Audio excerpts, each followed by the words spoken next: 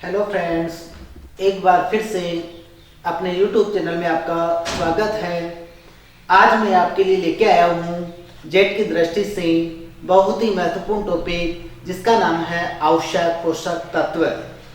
तो सबसे पहले अपन यानी आवश्यक पोषक तत्वों को पढ़ने से पहले मैं आपको ये बताना चाहूँगा कि आपने अभी तक यदि हमारे चैनल को सब्सक्राइब नहीं किया है तो कृपया हमारे चैनल को सब्सक्राइब कीजिए और वीडियो को लाइक कीजिए, शेयर कीजिए। Thank you. सब देखते हैं अपन आवश्यक पोषक तत्व।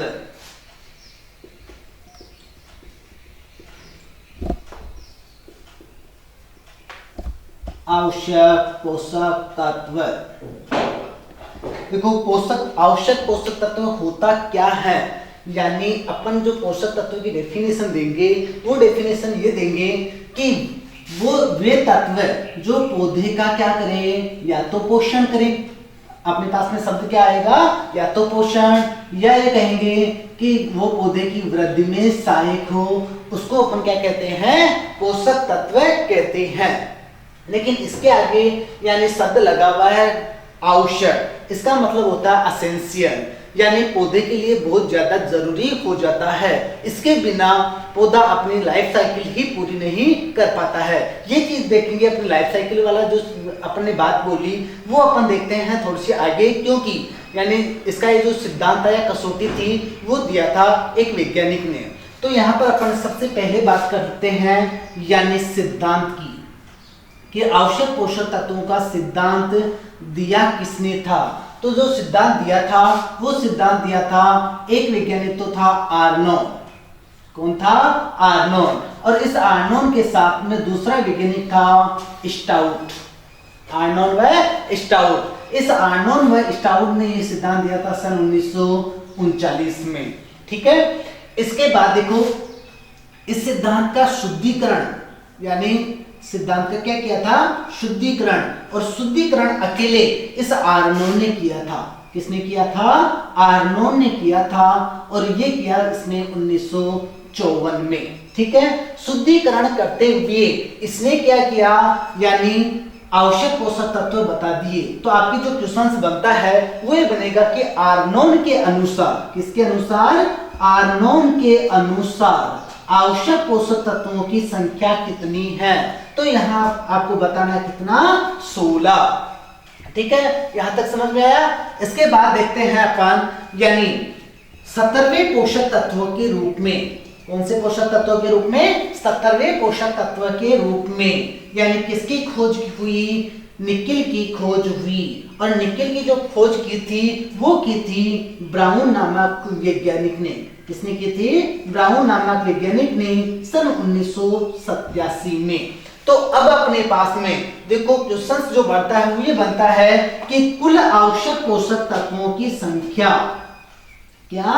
कुल आवश्यक पोषक तत्वों की संख्या कितनी हो जाती है? 17। क्योंकि 16 किसके अनुसार थे?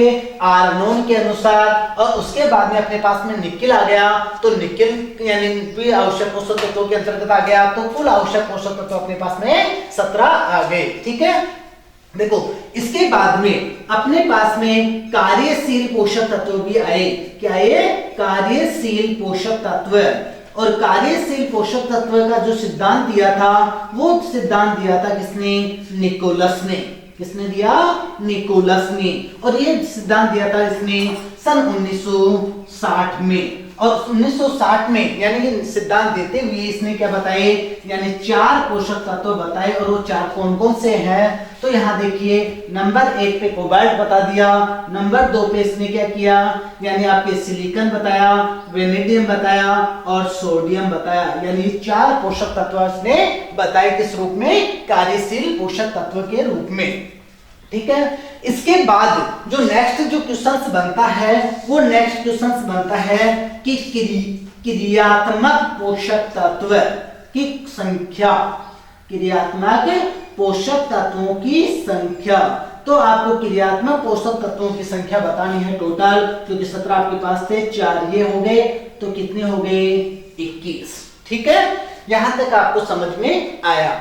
अब चलते हैं अपन कहां पर, यानी कसौटी के ऊपर, सिद्धांत के ऊपर। तो सिद्धांत जो आर्नोल्ड था इसने क्या किया, यानी कसौटी दी, जिसको अपन सिद्धांत भी बोल सकते हैं, कसौटी भी बोल सकते हैं। तो इसमें इसने 3 बातें बताई। 3 बातें कौन कौन सी बताई, देखिए। इसने ये कहा कि नंबर 1 पर कि जो भी आपका पौधा होता है उसमें यानी किसी भी पोषक तत्व की कमी हो जाती है तो पौधा अपना जीवन चक्र ही पूरा नहीं कर पाता है, यानी लाइफ साइकिल से संबंधित जोड़ा। ठीक है, तो अपने कहेंगे कि एक पोषक तत्व की कमी होने पर पौधा अपना जीवन चक्र पूर्ण नहीं कर पाता है, जीवन चक्र पूर्ण नहीं कर पाता है। ये कंडीशन तो इसने पहली बताई। इसके बाद में नंबर 2 पे इसने कहा कि एक पोषक तत्व की कमी को दूसरा पोषक तत्व पूरा नहीं कर पाएगा। अर्थात अपन जैसे यहाँ ये कहें कि नाइट्रोजन पोषक तत्व की तो पौधे में क्या हो रही है, कमी, और उस जगह अपन क्या दे रहे हैं, पोटेशियम दे रहे हैं, तो पोटेशियम नाइट्रोजन की कमी को पूरा नहीं कर पाता है। तो यहां लिखिए, एक पोषक तत्व की कमी को दूसरा पोषक तत्व पूर्ण नहीं कर पाता है, पूर्ण नहीं कर पाता है। और तीसरी जो बात बताई इसने, तीसरी कही कि जो भी आपके सभी पोषक तत्व हैं वो पौधे की मेटाबॉलिक क्रियाएं होती है, उन मेटाबॉलिक क्रियाओं में क्या करता है, पूर्ण रूप से भाग लेता है। तो यहाँ अपने पास में तीसरी जो कसौटी होगी वो ये होगी कि सभी पोषक तत्व पौधे की उपापचयी क्रियाओं में सीधे रूप से भाग लेते हैं, उपापचयी क्रियाओं में सीधे रूप से भाग लेते हैं। यहां तक दो समझ में आया आपको? तो नेक्स्ट अपन बात कर लेते हैं। अब बात करते हैं अपन, यानी जो भी आपके वर्गीकरण है किनका, पोषक तत्वों का, तो वो वर्गीकरण अपन देखते हैं। ठीक है, तो यहां चलिए नेक्स्ट, क्लासिफिकेशन ऑफ न्यूट्रिएंट्स, वर्गीकरण। न्यूट्रिएंट्स का अपन वर्गीकरण देख रहे हैं। तो देखो, जो भी न्यूट्रिएंट्स हैं उन न्यूट्रिएंट्स को अपन मोस्टली 2 भागों में विभाजित करते हैं। नंबर 1 पे अपन ने यानी अपने को दिया क्या, मुख्य या वृहद पोषक तत्व। वृहद का मतलब बड़े, वृहद का मतलब क्या होता है, बड़े, यानी वे पोषक तत्व जिनकी मात्रा पौधों के लिए 1 ppm से अधिक आवश्यक होती है, यानी 1 ppm से ज्यादा आवश्यक होनी चाहिए, उनको अपन ने क्या कह दिया, यानी वृहद पोषक तत्व। इस वृहद यानी मुख्य या वृहद को वापस क्या किया, 3 भागों में विभाजित किया गया। कितने भागों में विभाजित किया गया, 3 भागों में विभाजित किया गया। नंबर 1 पे दे दिया संरचनात्मक। क्या अपने को क्या मिला, संरचनात्मक। संरचनात्मक में अपने को क्या मिला, यानी देखो कौन कौन से पोषक तत्व, कार्बन, हाइड्रोजन, ऑक्सीजन, यानी पौधे की संरचना का निर्माण करने वाले पोषक तत्व क्या कहलाते हैं, संरचनात्मक कहलाते हैं। अब यहाँ पर अपन बात करें कि आपका जो कार्बन और ऑक्सीजन होता है, ये कार्बन और ऑक्सीजन पौधे का लगभग 90% भाग बना देते हैं। अर्थात यानी जो भी आपका कार्बन होता है और आपका ऑक्सीजन होता है वो पौधे का 45% भाग बनाते हैं। बचा आपके पास में यानी हाइड्रोजन, और ये हाइड्रोजन पौधे का लगभग 6% भाग बनाता है, यानी कुछ बुक्स में आपको 5% मिलेगा, कुछ बुक्स में आपको 6% मिलेगा, लेकिन लगभग 95 या 96% भाग क्या यानी कौन बना देते हैं, कार्बन, हाइड्रोजन और ऑक्सीजन। इसके बाद में अपने को मिला क्या, प्राथमिक या प्राइमरी न्यूट्रिएंट्स। ठीक है, प्राथमिक या प्राइमरी न्यूट्रिएंट्स के अंतर्गत आपके पास आता है नाइट्रोजन, फास्फोरस और पोटेशियम यानी NPK, और उसके बाद में आता है द्वितीयक या गौण पोषक तत्व। द्वितीय क्रिया जिसको अपन गौण के नाम से भी जान सकते हैं, तो द्वितीय क्रिया गौण पोषक तत्व। और यहाँ पर अपने को मिल जाता है कैल्शियम, मैग्नीशियम और सल्फर, कैल्शियम, मैग्नीशियम और सल्फर। इसके बाद आते हैं यानी इसका सेकंड पार्ट अपने को क्या है अपने, यानी सेकंड पार्ट है माइक्रोन्यूट्रिएंट्स, जिसको अपन क्या कहते हैं, सूक्ष्म पोषक तत्व। सूक्ष्म पोषक तत्व, देखो सूक्ष्म पोषक तत्व के में अपन क्या कहेंगे कि वे पोषक तत्व जिनकी मात्रा पौधों के लिए 1 ppm से कम आवश्यक होती है। क्या यहाँ पर तो आया 1 ppm से ज्यादा, लेकिन यहाँ आ रहा है 1 ppm से कम, तो उनको अपन कह देते हैं सूक्ष्म पोषक तत्व। अब देखो सूक्ष्म पोषक तत्व अपने कौन कौन से हैं, तो इसके अंतर्गत अपने पास में आ जाता है जिंक, इसके अंतर्गत अपने पास में आता है मैग्नीज, इसके अंतर्गत आता है अपने क्लोरीन, कॉपर, इसके बाद में अपन लिख लेते हैं आयरन के बाद में अपने पास में निकेल, बोरॉन। ठीक है, तो ये अपने पास में यानी पोषक तत्व आए। इसमें एक पोषक तत्व आपका और बचा, वो आया आपका मोलिब्डेनम। तो आपके 8 पोषक तत्व कौन से हो जाते हैं, सूक्ष्म पोषक तत्व हो जाते हैं। लेकिन यहाँ पर मैंने आपको MO लिखा, ये हालांकि सूक्ष्म के अंतर्गत ही आपको बताना है, लेकिन यदि आपको क्वेश्चन से और गहरा पूछा जाता है तो वहां पर आपको ये पूछा जाएगा कि निम्न में से अति सूक्ष्म पोषक तत्व कौन सा है, तो आपको बताना है मोलिब्डेनम यानी अल्ट्रा माइक्रो न्यूट्रिएंट्स, अति सूक्ष्म पोषक तत्व। तो ये आपके पास में आ गया। फ्रेंड्स, यहां से इस क्लासिफिकेशन से लगभग आपके जेट में क्वेश्चंस देखने को मिलता है। तो आप जो भी आपका क्लासिफिकेशन है आपको ध्यान से इसको पढ़ना है। यहां तक आपके समझ में आ गई होगी। इसके बाद देखते हैं फ्रेंड्स अपन यानी जो भी आपके पोषक तत्व हैं उनके प्राप्य रूप। प्राप्य रूप का मतलब क्या होता है, यानी जो पौधा होता है वो पौधा उस पोषक तत्व को किस रूप में ग्रहण करता है, वो क्या कहलाता है, प्राप्य रूप कहलाता है। तो देखो प्राप्य रूप, पोषक तत्वों की प्राप्य रूप। ठीक है, और यहां पर अपन देखते हैं यानी सबसे पहले नाइट्रोजन का, बहुत इंपॉर्टेंट है नाइट्रोजन। क्यों? क्योंकि नाइट्रोजन के क्या होते हैं, 2 रूप होते हैं, पौधे इसको 2 रूपों में ग्रहण करते हैं। नंबर 1, ये पौधा ग्रहण करता है इसको नाइट्रेट के रूप में, यानी लगभग सभी पौधे नाइट्रोजन को किस रूप में ग्रहण करते हैं, नाइट्रेट के रूप में ग्रहण करते हैं। लेकिन आपके जो चाय और गन्ना है ये क्या करते हैं, इसको अमोनिया के रूप में ग्रहण करते हैं। तो सबसे ज्यादा जो क्वेश्चन धान से संबंधित पूछा जाता है कि धान नाइट्रोजन को किस रूप में ग्रहण करता है, तो यहाँ पर आपको बताना है NH4+ यानी अमोनिया। इसके बाद अपन फास्फोरस का प्राप्य रूप देखते हैं, तो यहाँ पर आपको प्राप्य रूप देखने को मिलता है PO4-। उसके बाद में अपन लिखेंगे PO4-3 लगा दीजिए, और साथ में आपको लगाना है HPO4-2। ठीक है, यानी PO4-3 के रूप में भी देखने को मिलता है, HPO4- के रूप में भी देखने को मिलता है, और HPO4-2 के रूप में भी देखने को मिलता है। नेक्स्ट आता है पोटेशियम, और ये पोटेशियम यानी K+ के रूप में देखने को अपने को मिलता है। ठीक है, यहां से एक क्वेश्चन आपको जनरली पूछ सकता है, वो क्या पूछा जा सकता है कि प्राथमिक पोषक तत्वों में से ऐसा कौन सा पोषक तत्व है जो एकल रूप में पाया जाता है।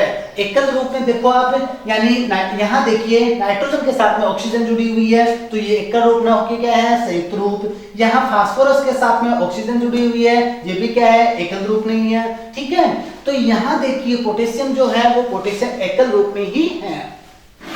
आगे आते हैं यानी कैल्शियम, और कैल्शियम को जो ग्रहण किया जाता है वो किया जाता है Ca+2 के रूप में। नेक्स्ट आता है मैग्नीशियम। मैग्नीशियम का जो प्राप्य रूप अपने को देखने को मिलता है वो मिलता है Mg+2। और उसके बाद में जो सेकेंडरी का नेक्स्ट पोषक तत्व आता है अपने सल्फर। सल्फर का जो प्राप्य रूप है वो है SO4-। और इसके अलावा यानी आपको देखने को मिल सकता है SO3-2। तो ये अपन ने यानी जो कि आपके प्राथमिक और सेकेंडरी पोषक तत्व हैं इनके प्राप्य रूप अपन ने देखे। इसके बाद में अपन सूक्ष्म पोषक तत्वों के प्राप्य रूप भी देखेंगे। तो सूक्ष्म पोषक तत्वों के प्राप्य रूप के अंतर्गत अपन ले लेते हैं कॉपर। कॉपर के लिए देखिए एक तो आता है Cu+2 और एक आता है Cu+3 यानी क्यूप्रस और क्यूप्रेट। इसके नेक्स्ट अपन लेते हैं आयरन। आयरन में आपको देखने को मिलेगा Fe+2 और Fe+3 यानी फेरस और फेरिक। ठीक है, इसके बाद आते हैं यानी नेक्स्ट पोषक तत्व के रूप में ले लेते हैं अपन मोलिब्डेनम। मोलिब्डेनम का अपने को देखने को मिलता है MOO4-। क्या देखने को मिलता है? MOO4-।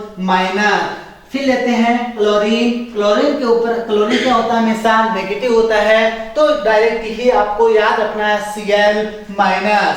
और उसके बाद में अपन लेते हैं बोरॉन।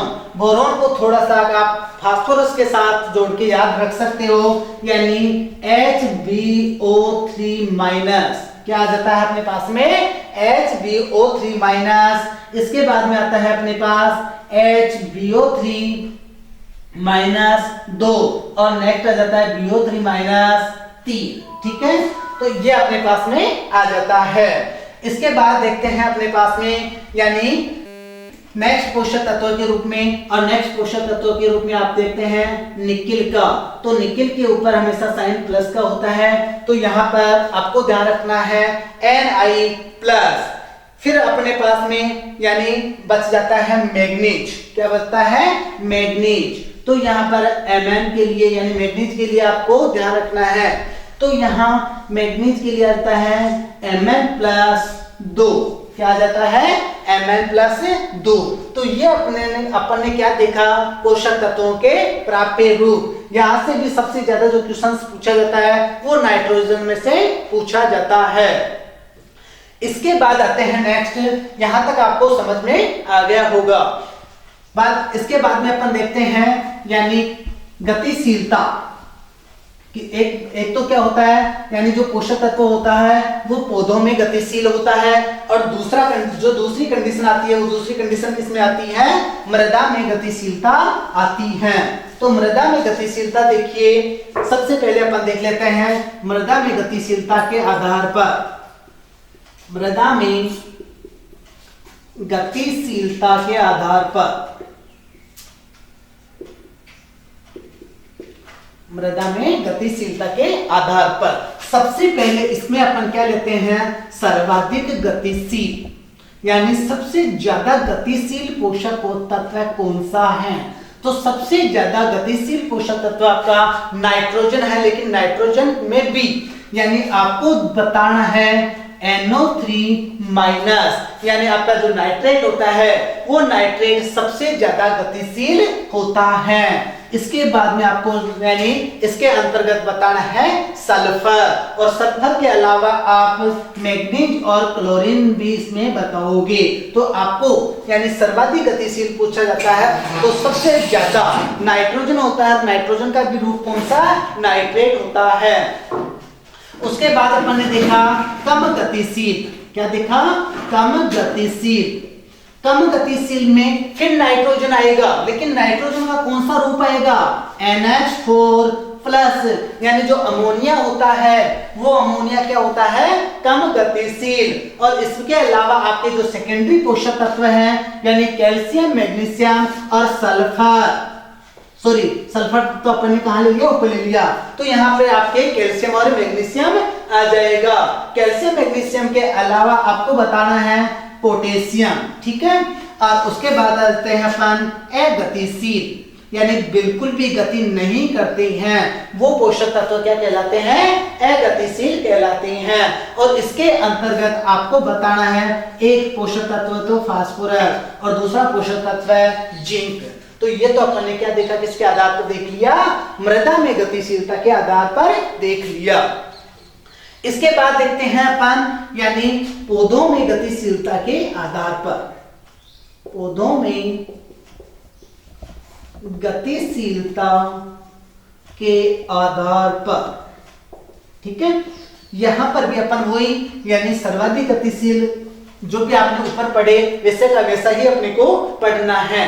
तो यहां पर लेते हैं यानी पौधों में गतिशीलता के आधार पर सबसे पहले सर्वाधिक गतिशील, क्या लेते हैं, सर्वाधिक गतिशील। और सर्वाधिक गतिशील में आपको प्राइमरी न्यूट्रिएंट्स बताने हैं। प्राइमरी न्यूट्रिएंट्स आपके पास कौन कौन से रहते हैं, एन, पी और के।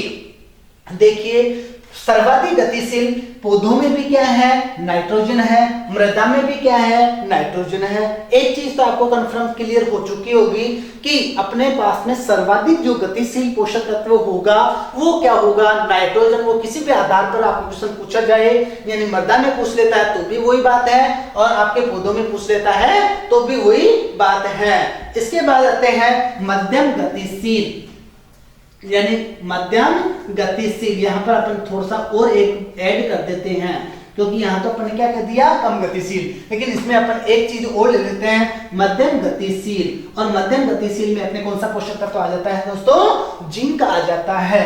अब यहां देखो, यहां जिंक है, वो जिंक बिल्कुल भी अगतिशील है। क्या है, अगतिशील है।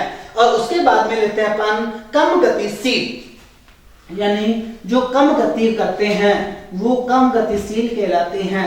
तो कम गतिशील, और कम गतिशील के अकॉर्डिंग अपन क्या लेते हैं, आयरन, मैग्नीज, कॉपर।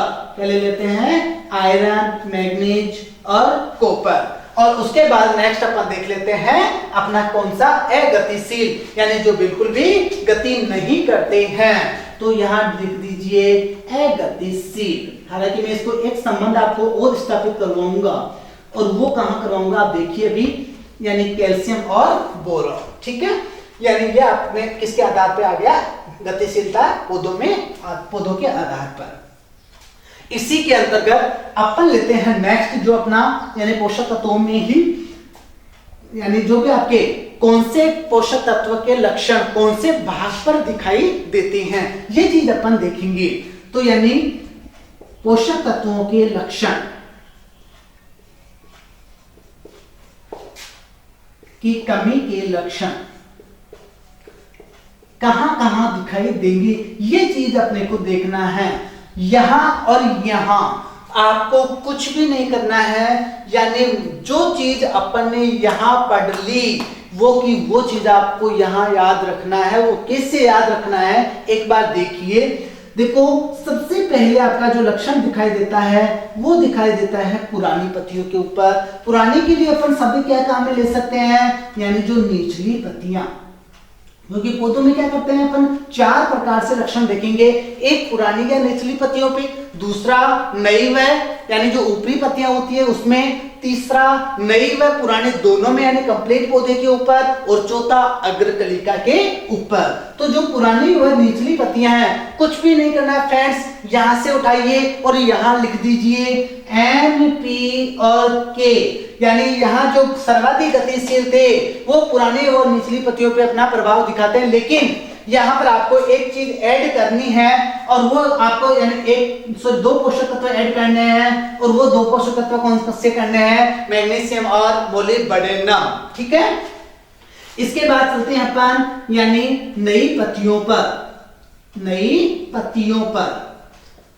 अब नई पत्तियों के लिए आपको याद रखना है कौन सा, यानी आपके कम गतिशील पोषक तत्व। तो सिंपल सी बात, पहले याद तो छोड़ दो एक बार, क्योंकि बाद में जो भी पोषक तत्व बचेंगे वो टोटल नई पत्तियों के ऊपर जाएंगे। तो देखो आगे नई व पुरानी, नई व पुरानी यानी कंप्लीट जो पौधा होता है, संपूर्ण पौधा होता है, उस संपूर्ण पौधे पर किस पोषक तत्व की कमी के लक्षण दिखाई देते हैं। कुछ नहीं करना है, यहां से उठाओ मध्यम गतिशील और यहां ले जाके रख दो, यानी आपके पास कौन सा पोषक तत्व आ गया, जिंक पोषक तत्व आ गया, ठीक है।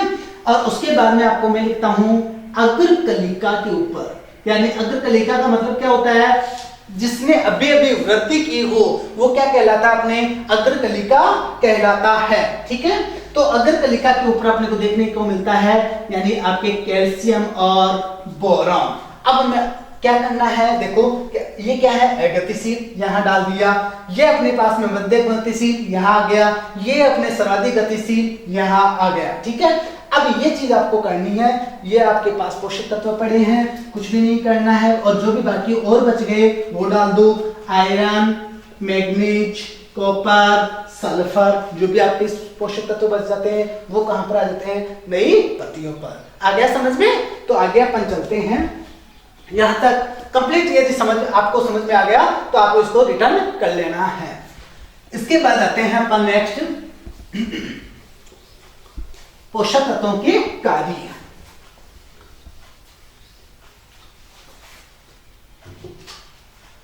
चलते हैं पोषक तत्वों के कार्य, और सबसे पहले अपना पोषक तत्व ले लेते हैं कौन सा, नाइट्रोजन। ठीक है, नाइट्रोजन का कार्य क्या होता है, तो यहां पर देखो सबसे पहला जो कार्य है वो बता दो आप, यानी न्यूक्लिक अम्ल।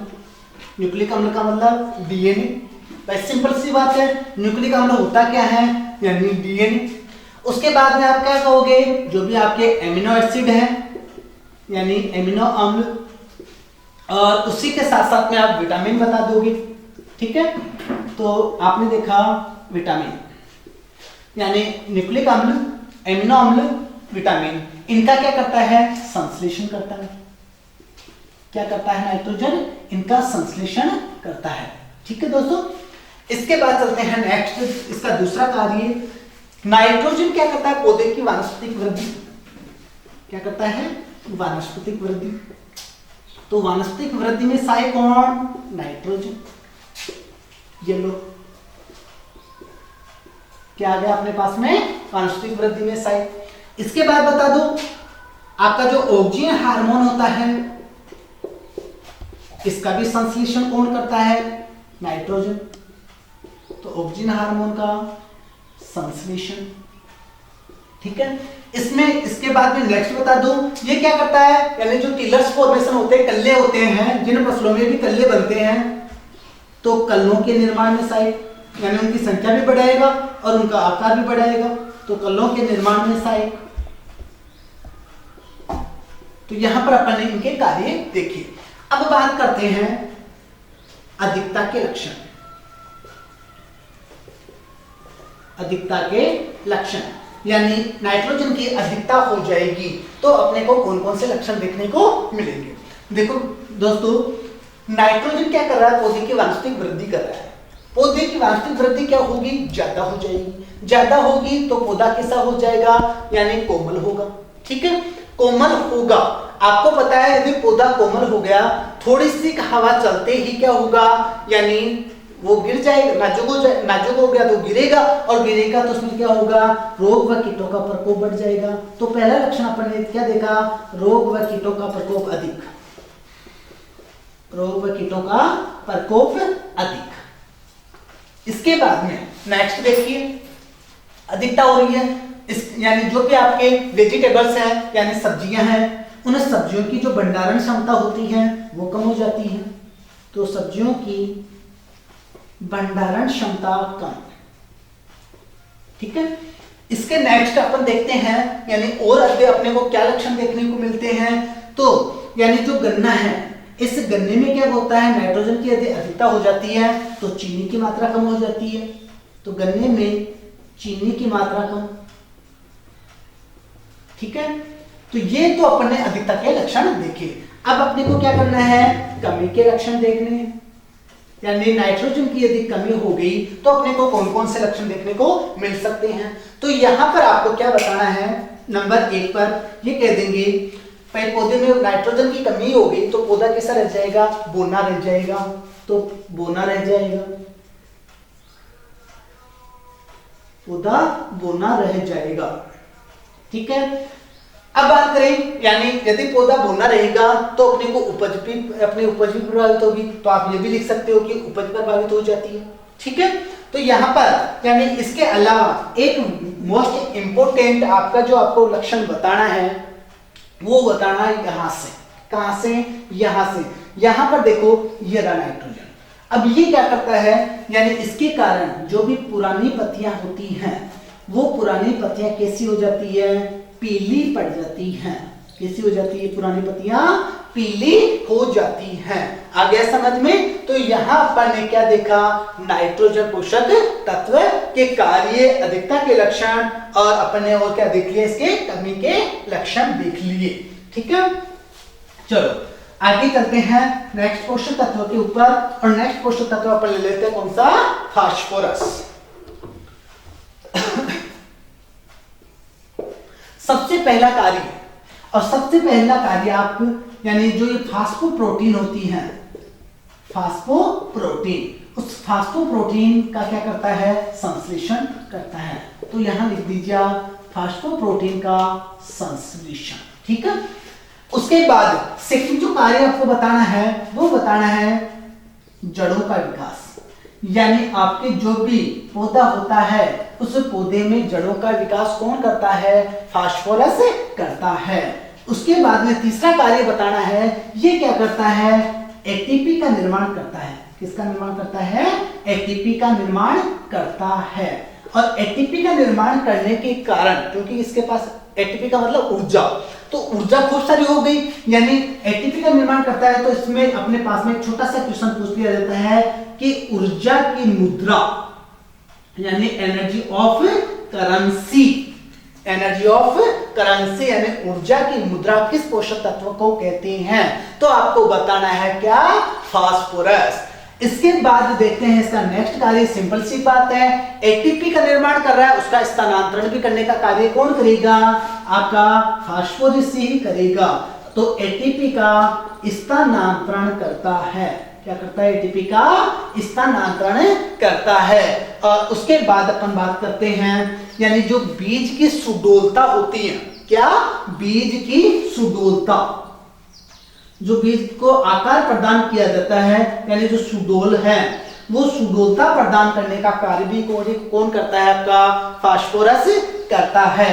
और इसी के अंतर्गत आपको मैं एक चीज और बताऊंगा, आपको क्वेश्चन पूछा जा सकता है कि लाइफ ऑफ की, क्या, लाइफ ऑफ की, यानी जो प्लांट्स की लाइफ ऑफ की है वो क्या है, यानी पौधों के जीवन की चाबी, वो जीवन की चाबी भी कौन सा पोषक तत्व है, आपका फास्फोरस।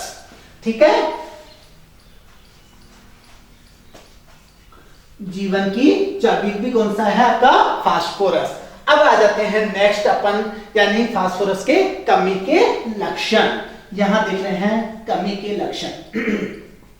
चलो कमी के लक्षणों में देखो सिंपल सी बात आती है, सबसे पहले यहां लेते हैं जड़ों का विकास रुक जाएगा, तो यहां लिख देते हैं जड़ों, यानी कमी हो जाएगी तो जड़ों का विकास कम होगा। जड़ों का विकास कम होगा तो पौधा फिर कैसा रह जाएगा, बोना रह जाएगा। तो ये भी आपको क्वेश्चन पूछा जा सकता है।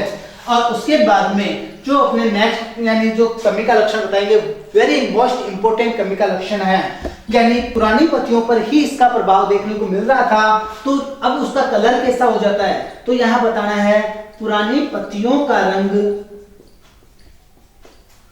कैसा हो जाता है, पर्पल कलर हो जाता है, यानी बैंगनी हो जाता है।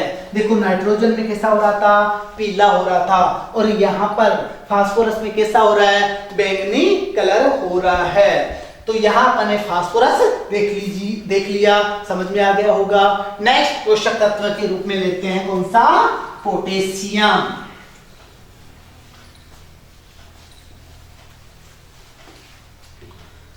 ये पोटेशियम, ठीक है। अब बात करते हैं पोटेशियम के लिए। तो सबसे पहला जो स्टोमेटा यानी रंध्रों के खुलने व बंद होने के लिए, यानी जो रंध्र होते हैं, स्टोमेटा होते हैं, उनके ओपनिंग और क्लोजिंग के लिए कौन सा पोषक तत्व काम में आता है, पोटेशियम आता है। तो यहां अपन ने लिखा रंध्रों के खुलने व बंद होने में सहायक, खुलने व बंद होने में सहायक, स्टोमेटा, क्लोजिंग, ओपनिंग। आ गया समझ में। उसके बाद देखिए आपको बताना है नाइट्रोजन का उल्टा। किसका उल्टा बताना है, नाइट्रोजन का उल्टा लेके चलना है इसको, यानी ये अपोजिट काम करता है। तो यानी जो भी आपके रोग और कीट हैं उनमें उनके प्रति प्रतिरोधक जो क्षमता होती है वो लाने का कार्य भी कौन करता है? पोटेशियम। तो यहां लिख दीजिए रोग व कीटों के प्रति प्रतिरोधक क्षमता में वृद्धि, प्रतिरोधक क्षमता में वृद्धि। और इसके ही आगे अपन तीसरा कार्य बता रहे हैं जो परासरण नियमन क्रिया होती है। कौन सी क्रिया? परासरण नियमन क्रिया। इस परासरण नियमन क्रिया में भी कौन सा पोषक तत्व भाग लेता है? पोटेशियम लेता है। अब आ जाते हैं थोड़े से 2 क्वेश्चन से यहाँ आपको मैं बता देता हूं। देखो वो क्वेश्चंस भी आपके बहुत मोस्ट इंपोर्टेंट क्वेश्चंस माने जाते हैं। यहां सबसे पहले बात करेंगे अपन, एक तो इसे आरामदायक पोषक तत्व कहा जाता है। क्या? आरामदायक। आरामदायक का मतलब होता है लग्जरी कंजप्शन। आरामदायक पोषक तत्व है, ठीक है। क्यों कहा? क्योंकि ये क्या यानी जो पोषक तत्व होता है ये पौधों को धीरे धीरे धीरे धीरे प्राप्त होता है, और धीरे धीरे प्राप्त होने के कारण यानी इसको क्या बोल दिया अपने को? अपन ने आरामदायक पोषक तत्व, ठीक है, लग्जरी कंजप्शन। इसके बाद में जो दूसरी चीज अपन बताएंगे वो दूसरी चीजें बताएंगे कि कभी यानी इसमें क्या होता है, पोटेशियम की कमी तो हो जाती है लेकिन कमी होने पर ये क्या होता है यानी लक्षण प्रकट नहीं करता है। लक्षण प्रकट नहीं करने के यानी कारण इसको अपन ने क्या कहा? Hidden hunger. क्या बोल दिया इसको? हिडन हंगर बोल दिया। यानी लक्षण प्रकट नहीं करेगा, कमी हो जाएगी तो भी। तो यहां पर लिखेंगे कमी होने पर